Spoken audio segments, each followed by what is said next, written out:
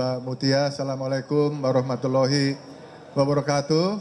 Selamat malam, salam sejahtera bagi kita semua, shalom, swastiastu, namo buddhaya, salam kebajikan, dan salam sehat. Yang saya hormati, yang saya banggakan, seluruh pengurus Pleno Partai Golkar yang menghadiri rapat tadi, termasuk Pak Sekjen, Pak Bendum, seluruh wakil ketua umum hadir, kepala lembaga, badan, yayasan yang didirikan oleh Partai Golkar juga hadir, pengurus pleno yang hadir, alhamdulillah banyak, ya, dan dengan mudah quorum tercapai. Seperti tadi yang disampaikan oleh Mbak Mutia, bahwa dalam rapat pleno yang baru saja selesai, secara musyawarah dan mufakat, saya diberikan amanah untuk memimpin Partai Golkar sebagai PLT Ketua Umum Partai Golkar, dan tugas utama saya sebagai PLT Ketua Umum Partai Golkar adalah mengantarkan Golkar menuju Rapimnas dan Munas ke-11 Partai Golkar.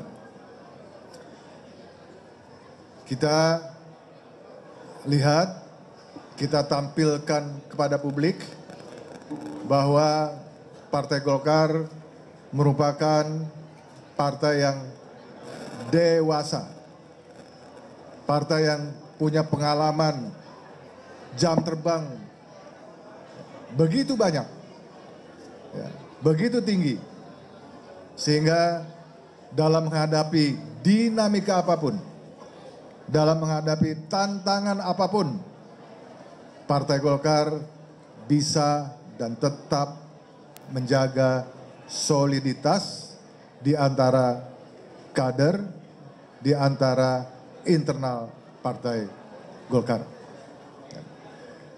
Kita tetap mempunyai komitmen tidak berubah,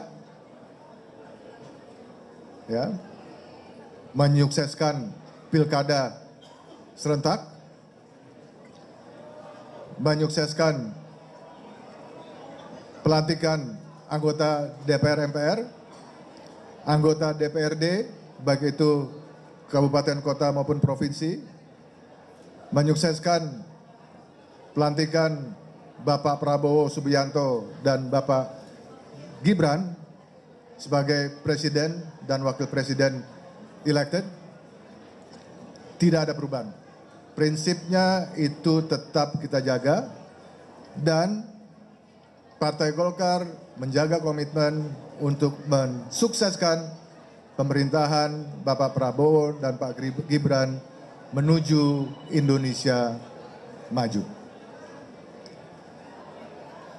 Tadi di dalam rapat pleno sudah diputuskan, sudah disepakati bahwa Rapimnas insya Allah akan kita selenggarakan pada tanggal 20 Agustus yang akan datang. 20 Agustus kita rencanakan pembukaan Rapimnas di pagi hari. Kemudian malam harinya, 20 Agustus malam, kita rencanakan agenda pembukaan Munas ke-11 Partai Golkar, yang juga disepakati dan diputuskan akan digelar di Jakarta. Akan digelar di Jakarta.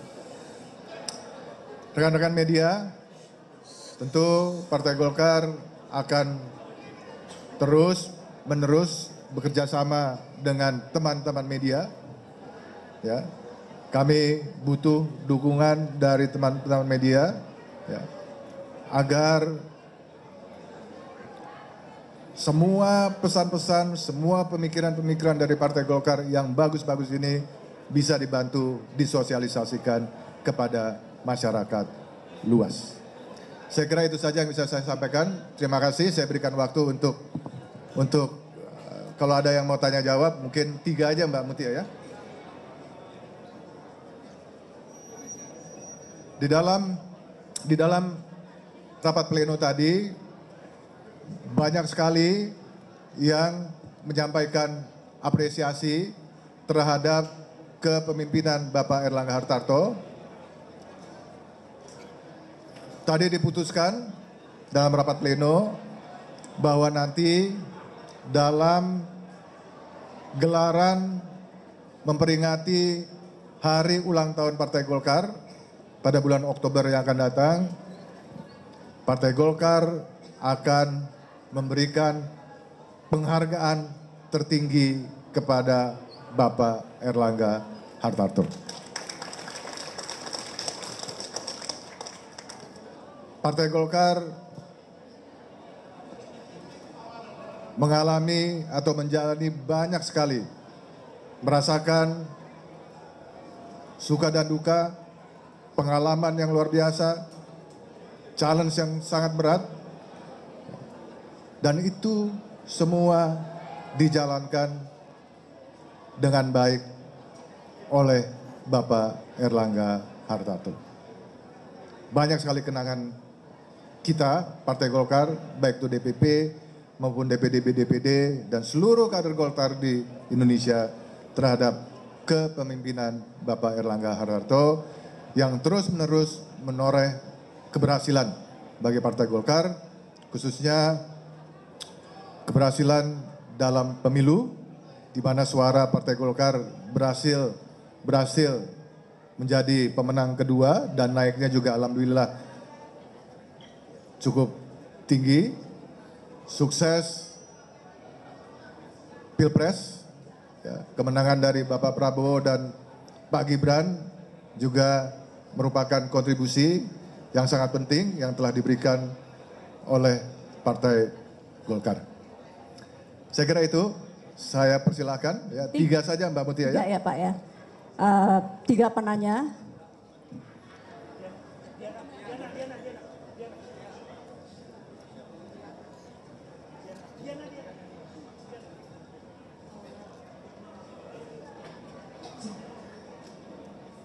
Izin Pak, Diana dari CNN TV. Saya Pak Musujo Pak. Dia dari CNN TV. Mau tanya 2 pertanyaan Pak. Yang pertama soal agenda Rapimnas dan Munas, ini apakah agendanya apa aja Pak? Agenda utamanya. Apakah hanya ketum definitif atau juga ada perubahan ADART? Gitu. Kemudian yang kedua. Kenapa sih pertanyaannya perubahan ADART? Saya tanya balik dulu sebelum saya jawab. Siapa tahu mungkin ada tokoh-tokoh yang ingin masuk dan diisukan masuk, kemudian ADART harus diubah bisa melancarkan hal itu. Rapimnas digelar untuk mengesahkan apa yang tadi sudah diputuskan dalam pleno. Ya, yaitu jadwal Rapimnas dan jadwal Munas. Tadi yang sudah disahkan oleh pleno, jadi Rapimnas hanya membahas satu agenda. Kalau Munas itu yang pasti akan dijadikan forum untuk memilih ketua umum baru, ketua umum definitif. Saya tidak maju. Oke, langsung ya silakan. Pak, sebelumnya saya ucapkan selamat semoga bisa melawan Golkar untuk melaksanakan dengan baik. Pak, saya dianggap dari narasi Pak.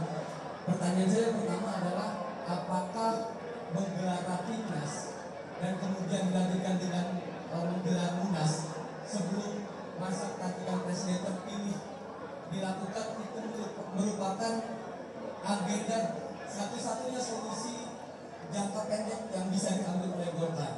Karena Mas, jadi faktanya satu fakta yang sangat pahit. Pak Erlangga sudah mundur. Saya mau kasih premisi juga Pak. Sehari sebelum Pak Erlangga mundur, beliau menyatakan bahwa beliau menghendaki bahwa Munas itu sebaiknya digelar pada Desember. Artinya ada semacam keinginan bahwa sebaiknya Munas itu digelar setelah pelantikan presiden terpilih dilakukan. Dan apalagi kalau misalkan saya baca di ADR. Oke, saya jawab ya, saya jawab supaya nggak. Saya udah ngerti. Jadi gini, kenapa perlu diputuskan PLT Ketua Umum, ya, dan juga perlu dilakukan Munas segera, itu karena dalam menghadapi agenda-agenda kenegaraan yang dalam waktu dekat ini kita butuhkan ketua umum definitif. Kita butuhkan ketua umum definitif. Ayo kita biar Kamu ngomong apa sih cepet banget? biar bergantian Mas. Supaya saya ngerti.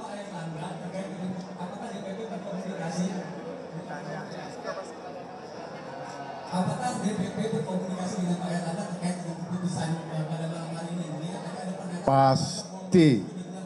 Pasti. Terus yang kedua, bagaimana DPP merespon suara dari beberapa pengurus Golkar, terutama dari Dewan Pakar yang menyuarakan pencalonan Pak Jokowi sebagai Golkar. Begini, ya. Jadi kewenangan untuk menetapkan kapan Rapimnas dan Munas kan ada dua arah.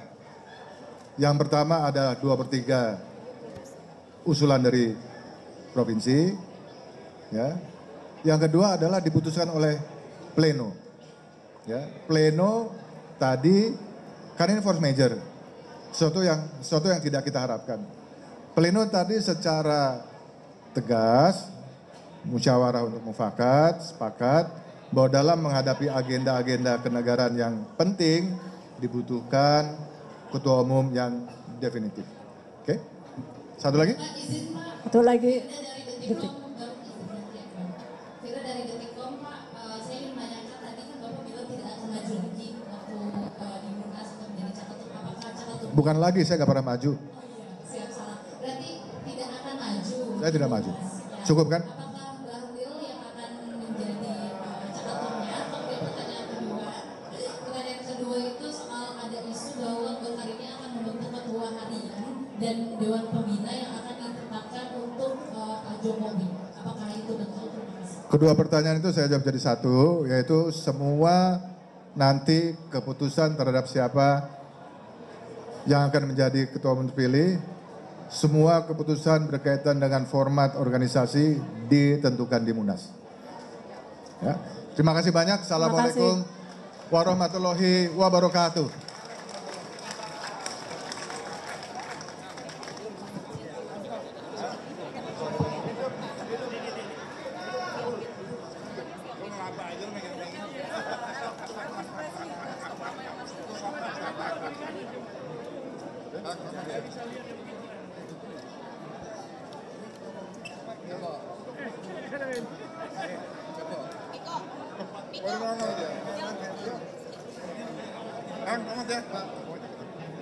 Besok.